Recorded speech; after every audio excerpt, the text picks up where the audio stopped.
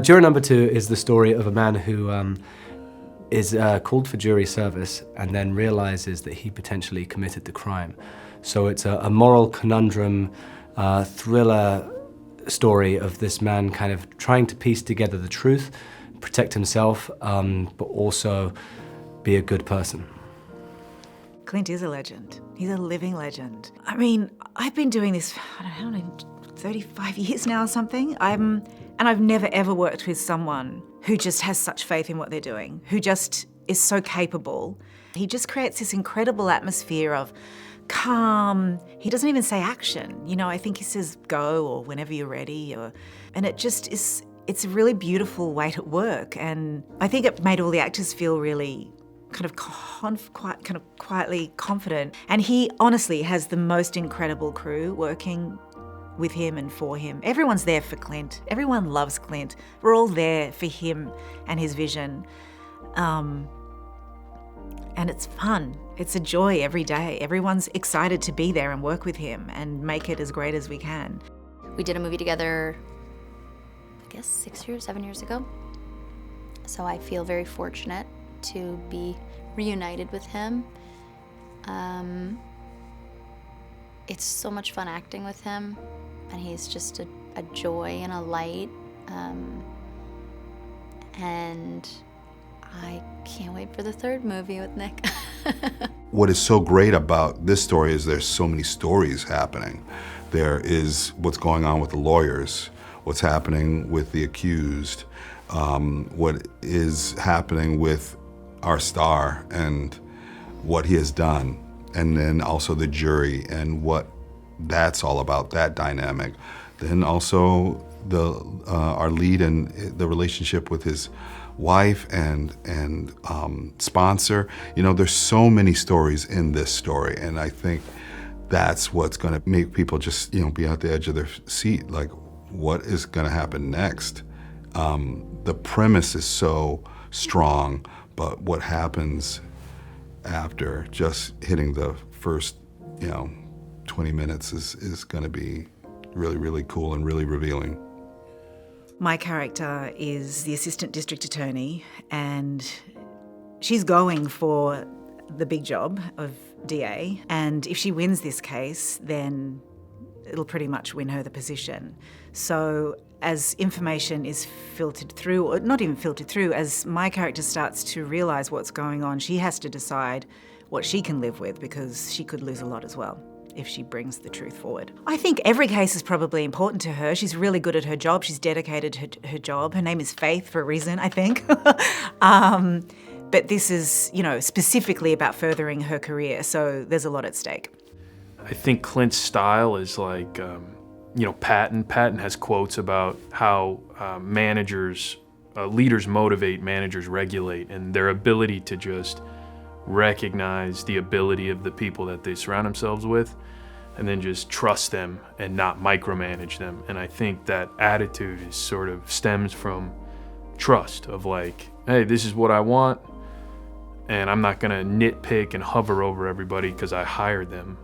And it's almost like you don't trust your own judgment if you've hired the person to do a job and then you don't trust them to do the job. It's like, so Clint, I think, is a really good leader in that sense, where he can just chill out and trust that everyone's gonna do, their job.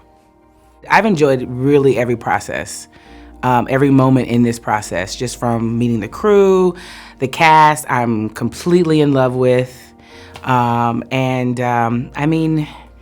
Mr. E himself, he's so generous. Just to see him, how he interacts with the other, crew members and the cast members. I'm sure people have said it time and time again on the interviews, but to witness it and see it, you're like, oh yeah, it's true what they say. He's a maverick. Clint does such a great job of casting, and as he's probably told you over the years, it really is so much of your job as a director. If you have the right people, you kind of move them left or right. And I think Gabe and Nick and Toni, everybody, he's done such a... The people that have come in for, you know, one day, the medical examiner or the hiker, or the judge, I mean, this just incredible actors, super real, super honest. He's got a great eye, Clint. It's an extraordinary script, an extraordinary story, and it has one of the greatest kind of turnarounds that I've ever seen. And you have to understand, over the course of my career, I've read thousands of scripts. I did not see what was coming in this one. You know, on your best day, you're a hero, and on your worst day, you're a coward. We want to have our best days, but sometimes we have really shitty days and we don't do the right thing. And we want to do the right thing. We hope we do the right thing. And sometimes we don't. And so I think there's some part of the story of, is there something in that? I was kind of terrified to meet him because, you know, there are people that I've been seeing in 2 dimensions for 50 years, and suddenly I'm going to see them in 3 dimensions, and he's about the sweetest, gentlest man I've ever met. He's just a sweetheart. The story really, and Nicholas's character in particular, although really most of the characters, now that I think of it, it deals with a lot of sort of gray area in just human morality and ethics, and I think we like to think that we would always do the right thing, but it's not always clear what the right thing is, and sometimes what feels like the right thing in the big picture or from the outside, you know, is tricky when you're in the middle of it and you have your family to take into consideration and things that are closer to home. So I think it's really, it is a thriller. It does have that suspense going for it, but it's really going to make people. He is truly an icon of cinema in terms of, you know, the characters that he played and the performances he's given over the years. There's just so many wonderful characters he's brought to screen, and so many quotes and things that I admire as an actor looking up to him. And then also as a filmmaker, just incredible movies and stories that he's told. So I feel truly like just so fortunate to get to spend any time with him and around him and watch how he works, you know, because he has created so many wonderful things in terms of characters and films, that just to kind of get a little glimpse under the hood and be like, oh, okay, this is the man behind all of that. And see just how calm he is, how kind he is, what a wonderful sense of humor he is. People need to see this movie because you have total thoroughbreds telling the story of moral ambiguity in such a human way.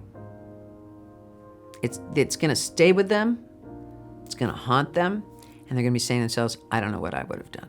It's such a relaxed set, you know, everything is prepared, and if you are too, then, you know, it's a real no drama kind of atmosphere.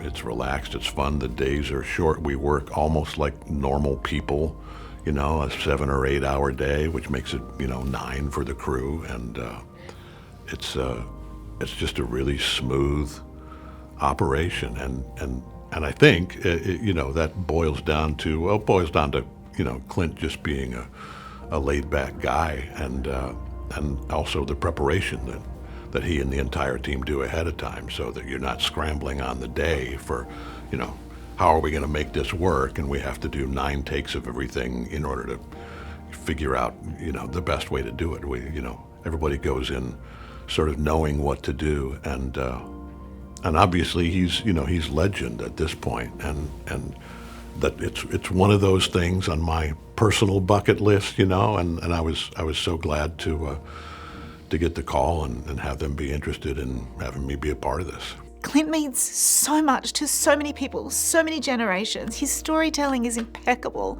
and he gets what it is to be human. He captures it, and he heightens it, and he makes people feel and think. He's so special, such a beautiful filmmaker. in all the different, in every capacity that he's been a part of, as an actor, as a director, as a producer. His empathy, sense of empathy is, he's lived, man. He's got empathy for humanity. And that's what comes through in his storytelling. I'm excited for people to see this movie because I think it asks questions that are really difficult and will leave people thinking and talking after they leave the cinema going, well, what would you have done in that scenario? Because it's very easy, I think, from a judgmental perspective to watch things and be like, well, I would have done that. That's the right thing to do. But I think this is such a gray area. You can say realistically, like, this is the right thing, but the reality is if it's you and it's your life and your family and everything at stake, then perhaps you start to question certain things and start to make allowances. So I think it's just, such a great human tale that will hopefully keep people on the edge of their seats, but also give them a lot of food for thought. Clint's process is very unique, very different from anybody else's that I've ever heard of. They're very short days. They're very focused. Everybody knows what's going on. People have worked with him most of the people on the set have worked with him for like 40 plus years. The thing that I've loved so much is there's no tension on set. There's no screaming. There's no rolling, action, cut, which I'm just so used to, the like insane energy and the fear and the like trying to block out vibes, whatever vibes are around. He's like, I was gonna say he's the vibe master. He's like, do not bring your vibes into the space. I think the kindness and trust and the focused energy has a ripple effect. Everybody's really happy to be there, but everybody knows like, and respects his process. Respect. I've never seen such respect as it should be, but it's just awesome to witness.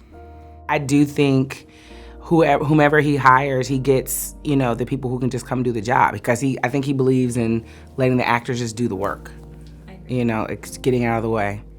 And for every actor, we love directors like that. Toni Collette is just stunning. She's killing it. And as Chris is so gifted and so wonderful, and it's they're formidable foes going at it. It feels real.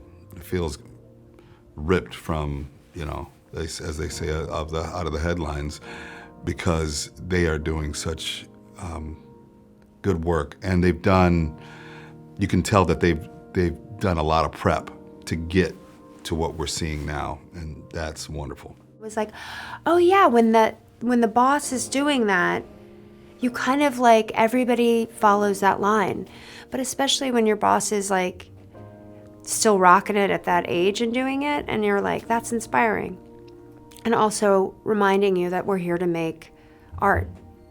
We're here to make a great film. And it was really cool. I've never seen like, nobody, like, sometimes you'll be on a set and you'll look around and like grips or electric will just have their phone out. Nobody was doing it. Everybody was like focused. And that's really cool. For all of the kind of the stoic ferocity that you'll see in films like The Good and the Bad and the Ugly and Josie Wales and so many of the films that he makes, there's such a gentle quality to him as a real person that was kind of a nice surprise. And then also as a director, there's a kindness that he has to actors. Good people can make bad decisions, obviously bad people can make good decisions, but I also believe in volitional consequence, and it's like, if I wasn't a criminal, I think this case would be a lot different. So I think you're more a product of your decisions than you are your environment, and I could go into like, oh, he came from a bad home or whatever, but it's still like that you committed a bunch of crimes and now your girlfriend's dead. People aren't gonna say like, he's been a great guy up to this point. I think they'll sort of err on what they know about you, what's provable, which is I'm not a good person. But did he commit this crime? Yeah, Clint sets the stage for playing, which is, it's the number one thing you want to do with acting, is to be able to be free and play and make mistakes, or there's no wrong or right. Just try something if you feel something, if you want to say something else. He's so gentle and kind. You know, it's a thing being directed by an actor.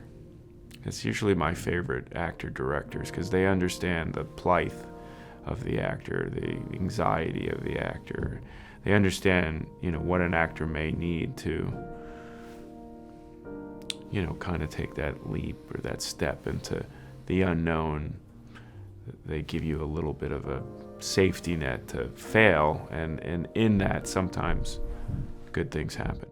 Juror number 2 is about making choices that you can live with. The story itself, the narrative, is about there's a murder, someone is charged, and then a guy's called up as a jury member, and as he's watching it all unfold, he realizes that actually he's part of it. And then he has to decide whether to come forward, and thinks about all that he's lost, or all that he could potentially lose. Toni Collette plays Faith, who is the prosecutor. And she believes the facts of the case are very clear. She's a great lawyer, and she also has some, you know, career gains at stake depending on how this trial goes, so is very driven. And I think throughout the story unraveling, she starts to kind of suspect that maybe not everything is as it seems, and piece things together. And then, I got to work with Toni when I was 11 on a movie, and this is the first time working with her since. And it's just been so wonderful to reconnect with her, like on a personal level, but also to get to do scenes with her again, because she's an incredible actress in person. So it's just like watching the life and depth that she instills in this character, and how she navigates the kind of being terrifying in court and being a great prosecutor, but also having this human level in the other scenes where she's kind of, I guess, the person who in some ways is judging Justin based on all the evidence that she can see of who he is and the crime. The movie poses many more questions than I even realized. When you're making it, you know, you have the day-to-day experience of it. But then in seeing it with a couple of members of my team and some friends, and seeing it put together, it's so strong. Like, it's much more, like, the tension is palpable. And, even my heart was beating, but my friend was like, my heart was beating so fast, I didn't know what was going to happen. There's so much at stake. But it's not in a manipulative movie-making way. It's such a slow burn, and there's such honesty to it because it's Clint. So it's a drama, but it is actually thrilling, but not in a, wham bam, thank you Hollywood way, in a realistic way. What would you do if this happened to you? There is so much at stake. There is so much to lose. And it really dives into each character's moral compass, how they can live with themselves, the choices they may or may not make, what the outcome will be for every kind of very, very variable. It's a really exciting piece, but it's also still subtle and feels like real people, and that's a real achievement to get that kind of intensity without manipulating an audience. It's hard to achieve, and it's Clint. He's done it. It's such a relaxed set, he's so, everything is prepared, and if you are too, then, it's a real no drama kind of atmosphere. It's relaxed, it's fun, the days are short, we work almost like normal people, a 7 or 8 hour day, which makes it, 9 for the crew, and it's just a really smooth operation, and I think, that boils down to Clint just being a laid-back guy, and also the preparation that he and the entire team do ahead of time, so that you're not scrambling on the day for, how are we going to make this work, and we have to do 9 takes of everything in order to figure out, the best way to do it.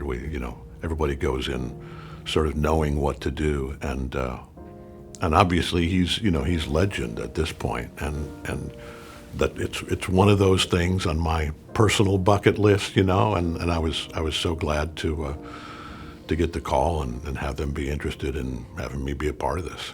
It really is a provocative story and angle. I think, this cast, even though albeit they're, big time, great actors, there's no ego or pretension here whatsoever. Everyone just wants to get it right, tell the story. I mean, we're doing so many takes, and the actors aren't, cutting through the script just to get to the part that, the other actor needs because they're off camera. They're like, no, we're gonna do this. We're gonna run through the whole scene, run through all the lines. And so the actors that are on camera can have the full responses and experiences and emotions, for their coverage. And I just think that's a very generous thing, for an artist and an actor to do for someone else. And so those kinds of things make me proud of this film. With Clint Eastwood's direction, that's exactly how you feel. What would I do in this situation? It was an accident, but do you reveal yourself? What kind of person are you? That's kind of what it boils down to, the morality of what would you do in this situation? And if as a viewer you say, what would I do? Because I think that's the great thing about movies. That's what I've learned more, through movies than some of the schooling I've had, seeing different countries and different cultures and a movie holds a mirror up to you a lot of times. And I think if we do this right, it will do that. And who are you? And what kind of choices do you make? I'm excited for people to see this movie because it's a good story. I'm excited for people to see this movie because on the level of a thriller, they're just not going to see it coming. And I'm excited for them to see it because of the incredible cast. And I'm excited for them to see it because it's being directed by Clint Eastwood, who is an American treasure as a filmmaker.